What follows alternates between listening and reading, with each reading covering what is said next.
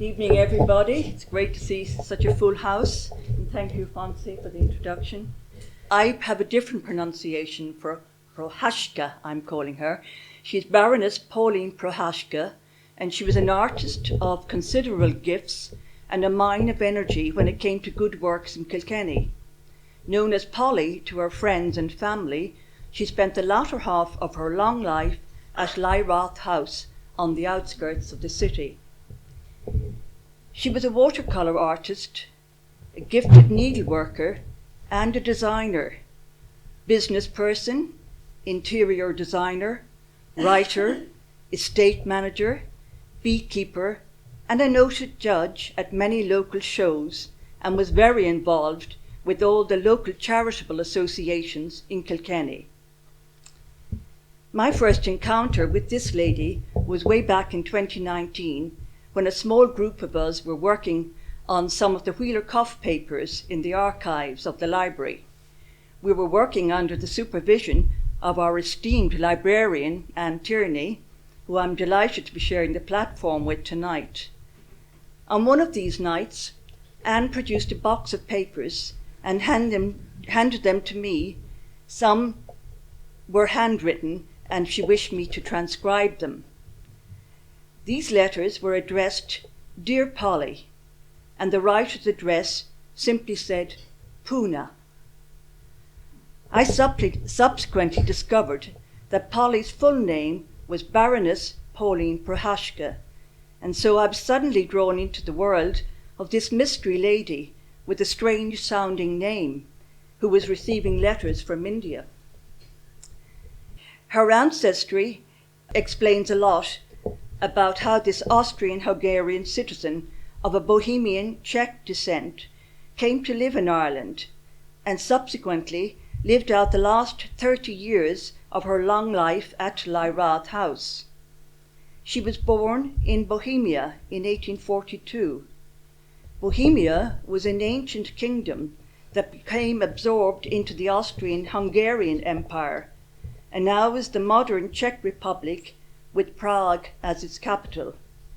Prague Castle was the ancient seat of Bohemian dukes and kings, of Roman kings and emperors, and after 1916 became the office of the Czechoslovak and the Czech presidents. Now Pauline, she was born on the 9th of December in 1842 to Baron Ottokar Procházka, and his father was the vice-governor of Bohemia. Her mother was Leopoldine Harriet Johanna Gersh, and her grandmother was Teresia Pauline Ott. And it's from Teresia Pauline Ott, the mother of Leopoldine, that the Irish connection begins.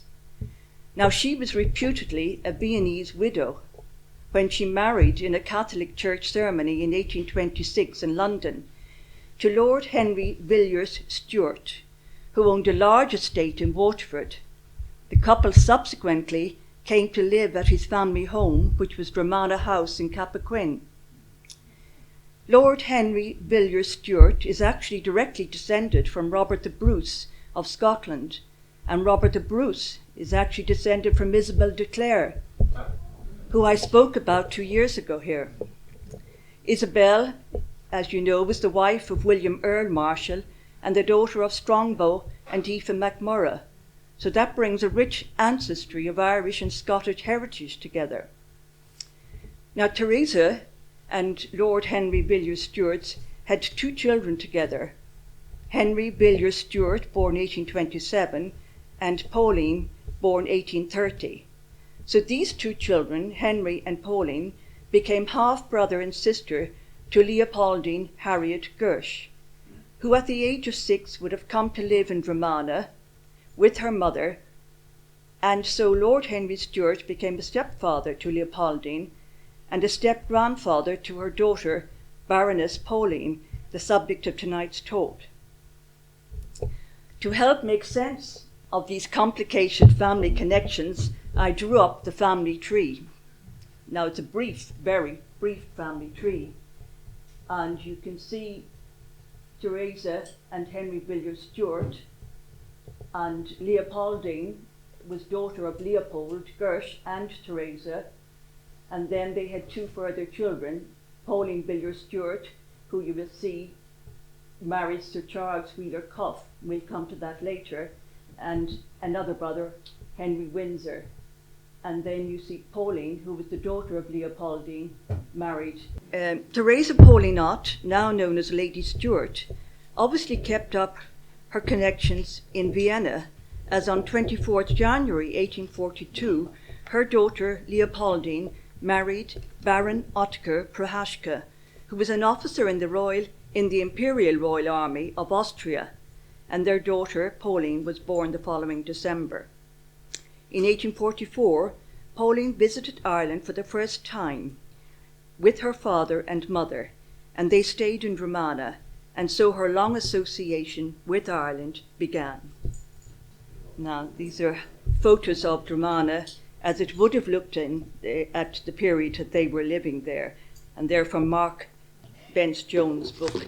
Because of disturbances in Austria in 1847, Pauline, with her younger brother and her mother, were sent to Dromana for safety. But a year later, the Hungarian Revolution broke out, so they remained in Dromana until 1850, when their father took them back to Vienna. She was obviously being educated in Vienna and apparently travelled in Europe a lot with her parents, as she wrote to her half-aunt, Pauline Villiers-Stewart, from Vienna in 1854. She was back in Ireland in 1861 for the wedding of her half-aunt, Pauline, to Sir Charles Wheeler Cuff, who lived at Leyrath House. This wedding took place at the church in Affane in Waterford, and Pauline was one of the 14 bridesmaids who attended the bride. Sir Charles Wheeler Cuff and his bride stayed on in Dromana after their wedding, as Leyrath House was being extended and renovated on the request of the bride's father, who didn't consider the house big enough for his daughter. Wonder who was paying the bill. Now, these are Leyrath slides, again, as the house would have looked in that period. And you can see the spelling was the old spelling, which is Ley or Ath. Now, the young Pauline seems to have spent much of her time travelling between Vienna and Dromana. Her grandmother, Lady Stewart, died in 1867 in Germany, and her body was brought back to be buried at Williamstown. The following year, Pauline holidayed in Germany with Lord Stewart and the Wheeler Cuffs, and 2 years later, at the request of Lord Stewart, she returned to Dromana and remained there until the time of his death in 1874. Now, during her time in Dromana, she would have moved among the fashionable elite of the time. In her circle were other young ladies from landed estates and country houses in Kilkenny, Tipperary and Waterford. There would have been balls and theatricals in places like Lismore Castle, Gertine Castle in Kilsheelan, Cappoquin House, where her friends the Keens lived, and Turin House, where the Musgraves lived. She was very involved in private theatricals, and many of these she was responsible for organising in the big houses. As well as receiving some of her education in Vienna, the young Pauline evidently had tuition at Dromana, where she would have had a tutor and a governess. Her mother, Leopoldine, had been sent to finishing school in Paris, but Pauline doesn't seem to have followed in her footsteps. From an early age, she painted in watercolours, and first started exhibiting as early as 1864, when she was 22. She then went on to found the Amateur Drawing Society in 1874 in Lismore, and the other founder members were with her were the sisters Harriet and Frances Keane of Cappoquin House, Frances Curry of Lismore Castle, Frances Musgrave of Turin House, and a Miss Phipps. They started exhibitions, and they held their first one to great acclaim in May 1871 at the courthouse in Lismore. A second one was organised for October 1871 at the School of Art in Clonmel, where Pauline received the following praise from one of the critics. At the present exhibition, she carried off the chief award with one of the finest works we have ever seen. In 1872, the society was renamed, and they called it the Irish Amateur Drawing Society, and under this name they held their third exhibition in the county club rooms in Carlow. An account of the exhibition was carried in the Carlow Sentinel on the 11th of May, in which one of Pauline's paintings was described as follows. Not the least interesting specimen of art exhibited is a really magnificent specimen of illustrated painting by the Baroness Pauline. It is a beautiful border of azaleas, painted to nature on vellum, on a gold ground. The landscape is exquisitely painted. In October 1872, the Society went back to Clonmel for their fourth exhibition, where again she was awarded first prize in illumination and flower painting, and highly commended in watercolour interior class. One of the judges was from the Cork School of Art, and he said of her work, "It is one of the Baroness's happiest efforts in that branch of art where as an amateur it is scarcely too much to say she knows no peer." Two more exhibitions were held in 1873, the May one back in Lismore, and then they came to Kilkenny in the October of that year. The exhibition in Kilkenny was held at the Assembly Rooms at the Tolsel. Again, one of the Baroness's paintings was considered to be one of the very best in the exhibition. All these exhibitions received great coverage, not just in the local papers, as the Clonmel Chronicle, the Carlow Sentinel, and the Kilkenny Moderator, but were also reported in the Dublin Evening Telegraph and the Freeman's Journal. Following on from their success, the committee of the Irish Amateur Drawing Society decided it was time to spread their wings and introduce the society to the Dublin scene. And you can see from this, it is the invitation that was sent out to the members of the society by the committee. And they considered it would advance the society, and they asked the members to only contribute pictures representing their best efforts. And so the first exhibition in Dublin, which was their seventh overall, took place at the Leinster Lecture Hall in Molesworth Street on the 17th of March 1874. And the committee's judgment was vindicated, and thereafter annual exhibitions were held in Dublin, attracting large attendances and increased numbers of exhibitors. They were now actually encouraging exhibitors to travel from England to display their works. By 1878, the Society had another name change. This time they became the Irish Fine Art Society, and they continued to exhibit in Dublin and up and down the country. Then, in 1889, they had another name change, and what started out as the Amateur Drawing Society became now known as the Watercolour Society of Ireland, and by that name it is known to this day. Now, this scene is possibly on the Danube, and is painted in 1874 when she was visiting her family there. She painted and sketched in large scale, whether on trips to the continent or holidaying in Ireland. She sometimes painted on blank postcards, and this is one done on a postcard. It's the boat scene, and as we think, it's possibly on the River Danube. Now, the next painting is actually considered to be one of her very best work. It was featured among the most notable watercolours produced from the time of the Irish Amateur Drawing Society down to its current incarnation as the Watercolour Society of Ireland in the 2004 exhibition at the National Gallery of Ireland. And for that exhibition, it was also reproduced in the illustrated booklet that went with the exhibition. The painting is of the laying of the foundation stone for an industrial school at Ring in Waterford.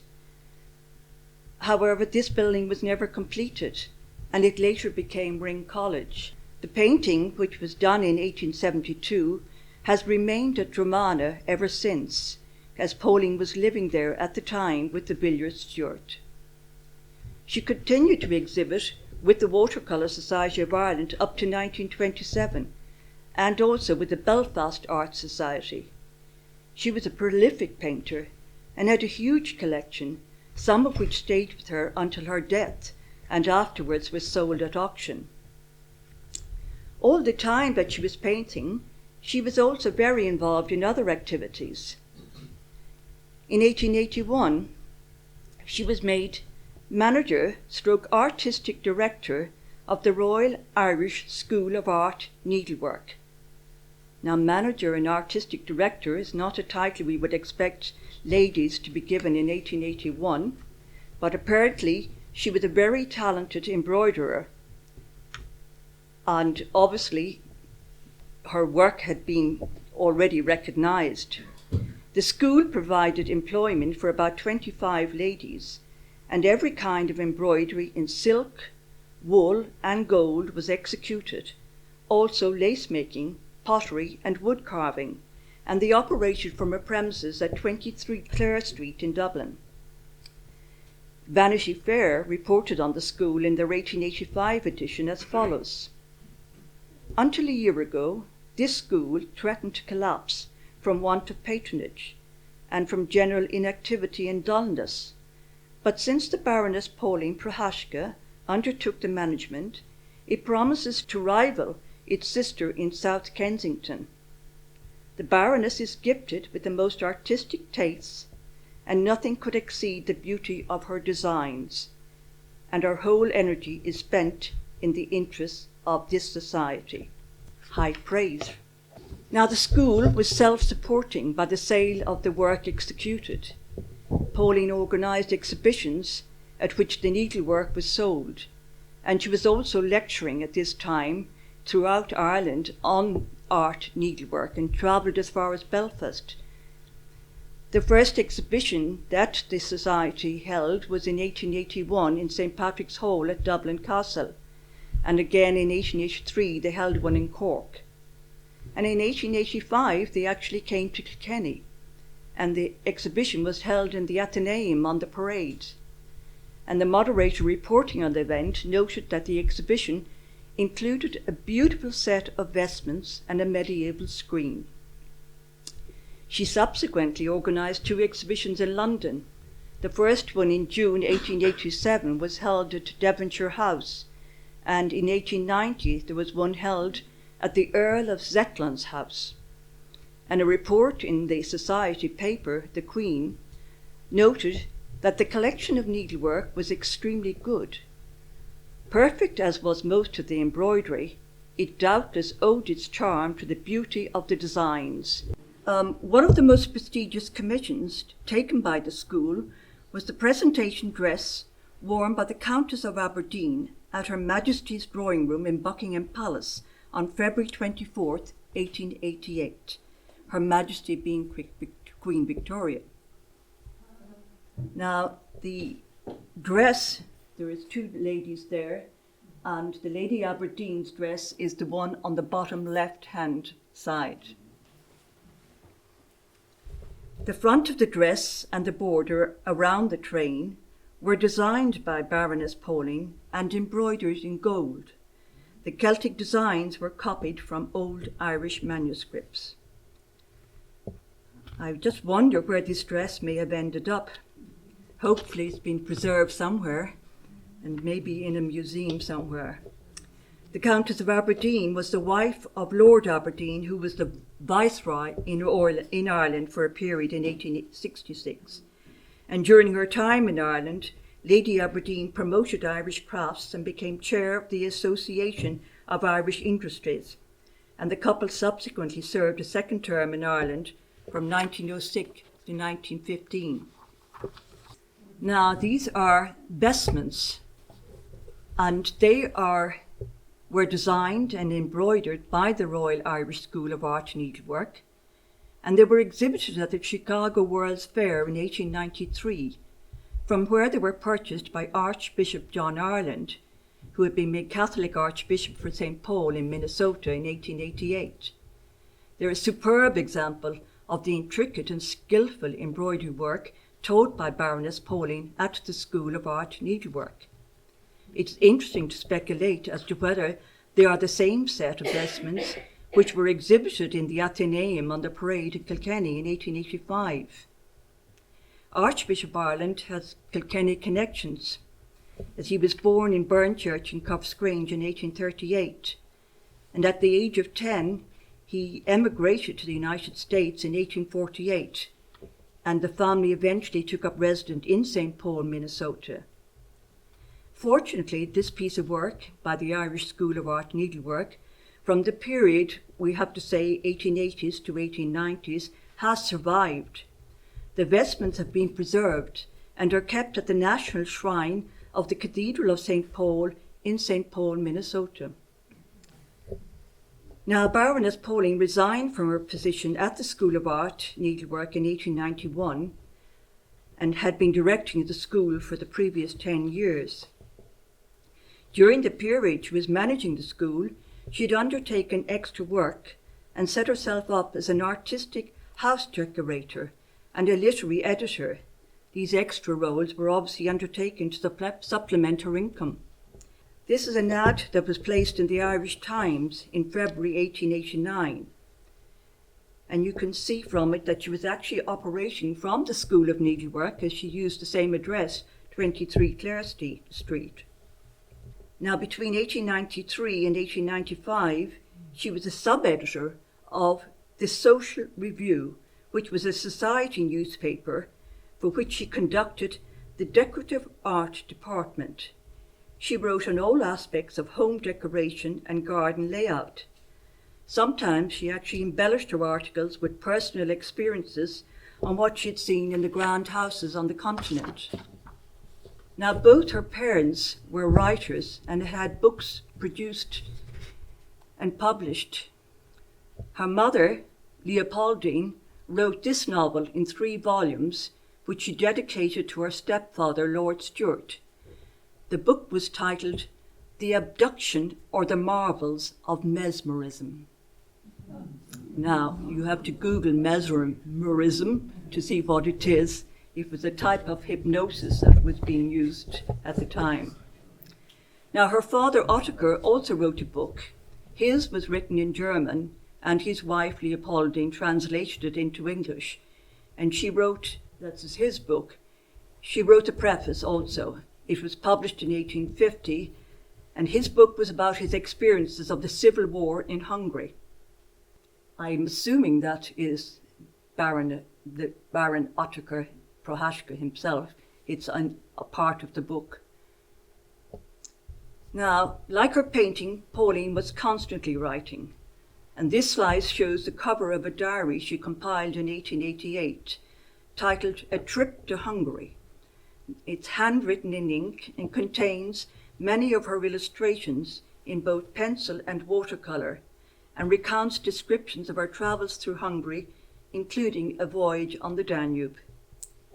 When she came to live in Kilkenny permanently in 1896, she was a regular letter writer on various issues to local and national newspapers, and contributed an article to the Kilkenny Moderator in 1898, then under its new editor, Standish O'Grady. Another trip she made at this time was to Jamaica, where her friends Edith and Henry Blake lived. Henry Blake was then governor of Jamaica. And while there, she continued her painting, and this painting is from that period. It portrays a native hut near Montpellier, and that painting, fortunately, is in private hands in Kilkenny.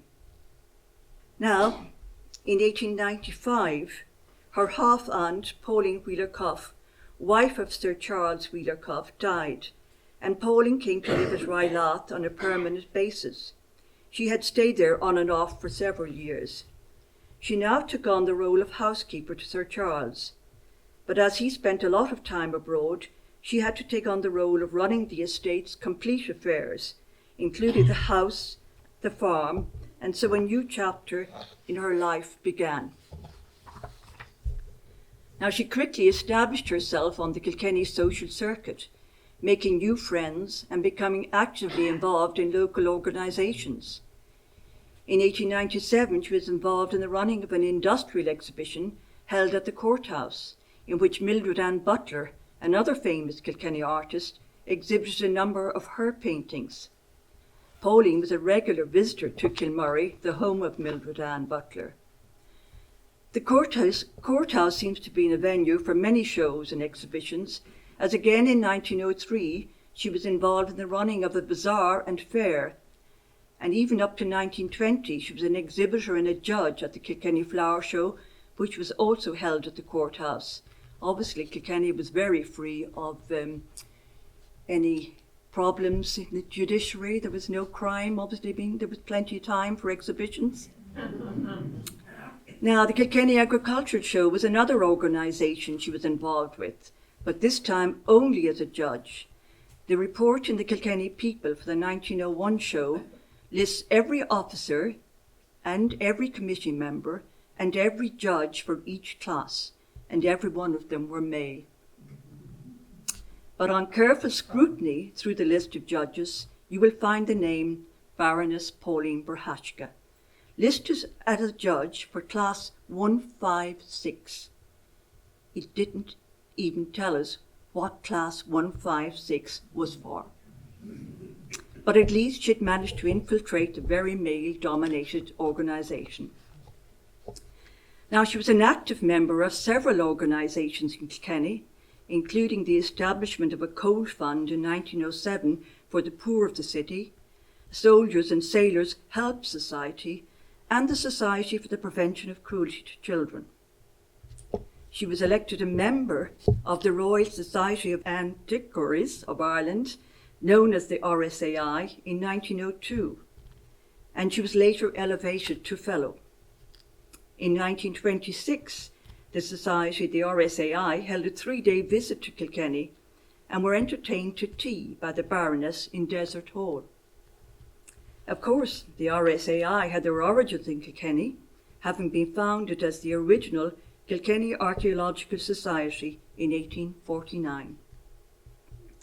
In 1904, she was on the guest list for the visit of King Edward VII and Queen Alexandra to Kilkenny Castle. During the visit, she presented a loyal address to the monarchs on behalf of the ladies of Kilkenny.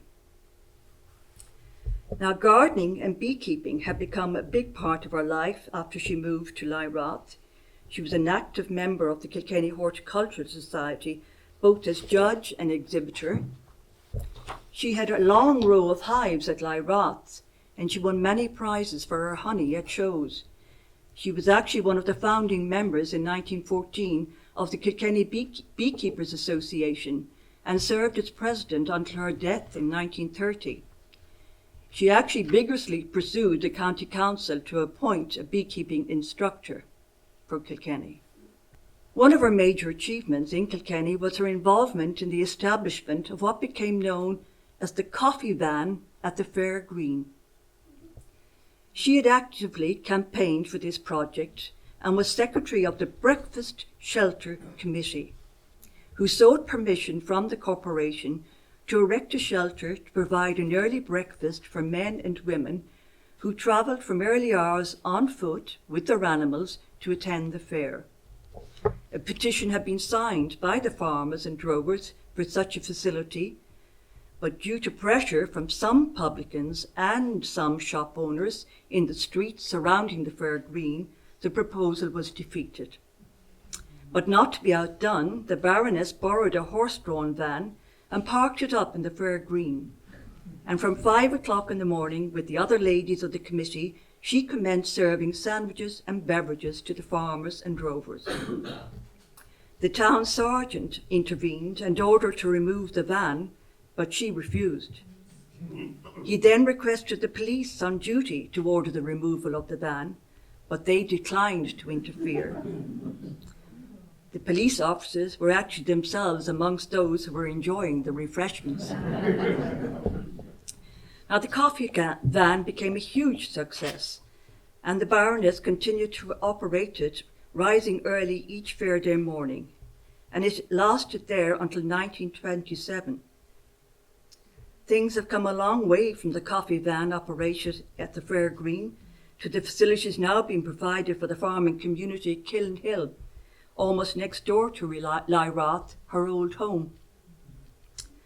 Now, the Baroness had formed a deep friendship with the Countess Dowager of Desert, known to us in Kilkenny as Lady Desert. She was president of the central branch of the Gaelic League in Kilkenny, and the Baroness attended many of their meetings and judged at many of the classes at the feis. It's rather strange that these two very independent women didn't support female suffrage, and they both actually campaigned against it. 1915 brought more changes for her. Sir Charles Wheeler Cuff, who had been married to her half-aunt, Pauline Villiers-Stewart, died. This couple had no children, so Sir Charles' nephew, Otway Wheeler Cuff, inherited the Leyrath estate and the title. Sir Otway was married to Charlotte Isabel Williams, the famous watercolour artist and botanist, and they didn't take up residence at Leyrath until 1921, so the Baroness Pauline, she was left on her own to continue running the estate. Sir Otway had a posting in Burma, and during his time there, Lady Charlotte travelled throughout the country painting and collecting plants. Many of her paintings are now in the National Botanic Gardens in Dublin, and she was also responsible for setting up the National Botanic Gardens in Burma. When Sir Otway and Charlotte returned in 1921, they took over the running of the estate, but Pauline continued to live with them. She was still painting and sketching and attending functions. She was at a garden party in the Viceregal Lodge in 1926, and both she and Lady Charlotte were both contributors to the Watercolour Society exhibition held in Dublin in that same year.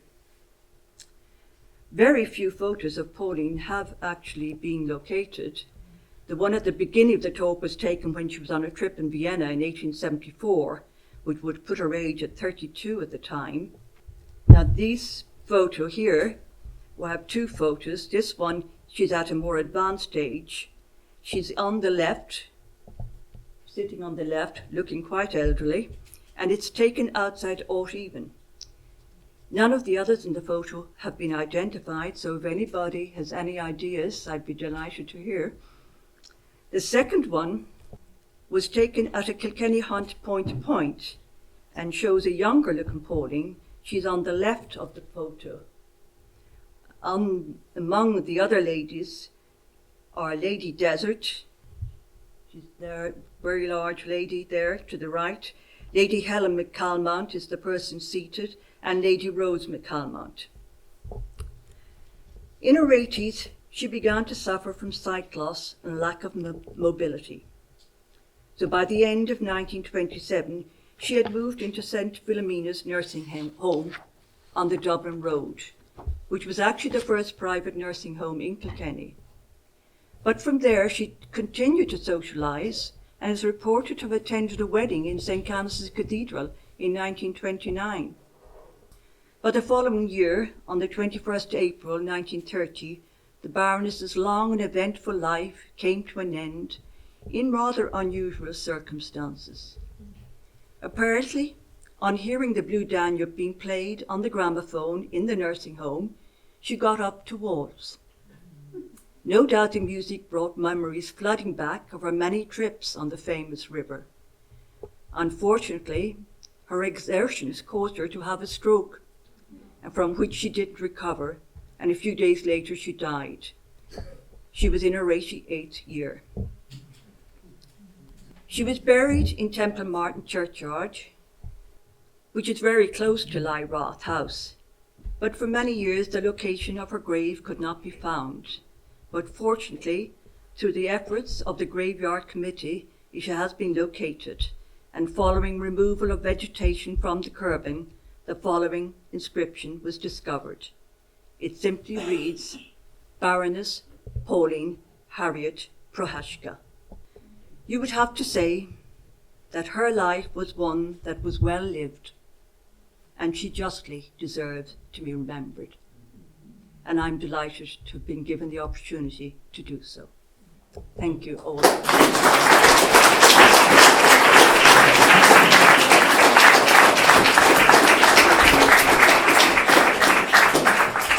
There's a few people that I have to thank. Firstly, to Anne Tierney for introducing me to the Baroness, to Fonzie, our president, for alerting me about the book written by her mother, to John Kerwin for allowing me to use the photo of the point-to-point, and to John Lucy for allowing me to use his photos from his comprehensive article in the 2023 Old Kilkenny Review.